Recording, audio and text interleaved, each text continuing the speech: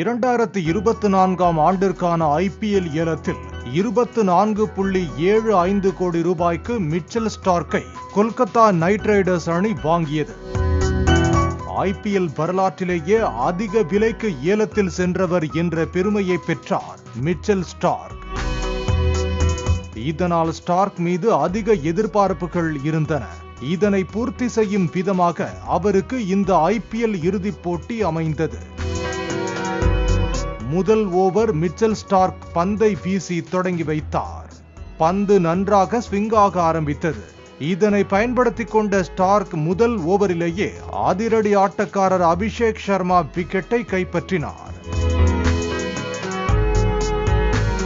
மீண்டும் மூன்றாவது ஓவர் வீசிய ஸ்டார்க் ராகுல் திரிபாதி விக்கெட்டையும் எடுத்து சன்ரைசர்ஸ் அணியை துயரத்தில் ஆழ்த்தினார்.